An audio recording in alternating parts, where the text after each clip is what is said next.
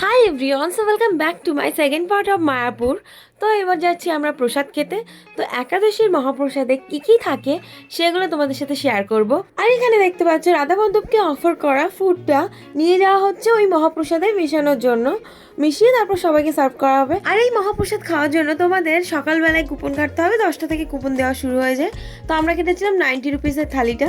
তো সেখানে এই বাদাম সেদ্ধ, এটা ছিল কিনুয়ার খিচুড়ি, অ্যান্ড দেন ছিল কলা আলুর একটা সবজি, ছিল ভীষণই টেস্টি, আর ছিল পনির আলুর তরকারি, আর তার সাথে ছিল মাখানার পায়েস, আর ছিল সবার জন্য একটা করে বানানা।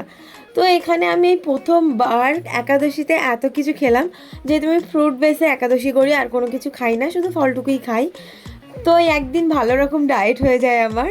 অ্যান্ড দেন আমরা ওখান থেকে মহাপ্রসাদ গ্রহণ করার পর আমরা কিছুক্ষণ কাটানোর পর ওই 4টে নাগাদ আমরা বেরিয়ে পড়েছিলাম গোশালার উদ্দেশ্যে, এবং গোশালায় গিয়ে কিছুটা সময় কাটানোর পর তারপরে আমরা বাড়ির দিকে রওনা দেবো। অ্যান্ড এই গোশালায় যাওয়ার পর you can see that unique types of cows here, and they are literally come. এত শান্ত তারা যে তাদের মনে হচ্ছিল তাদের নিঃশ্বাসের দ্বারাই আমাদেরকে পুরো শুদ্ধ করে দিচ্ছে, মানে এতটা কিউট ছিল। তাদের গায়ে হাত বোলানোর পর আমরা লাস্ট 5টা নাগাদ আমরা বেরিয়ে পড়েছিলাম বাড়ির উদ্দেশ্যে। অ্যান্ড দেন আমাদের ট্রেন অনেক লেট ছিল, আমাদের বাড়ি ফিরতে ফিরতে 9:30 10টা বেজে গেছিলো। তো দ্যাটস ইট ফর টুডে। সবাইকে টাটা, বাই বাই।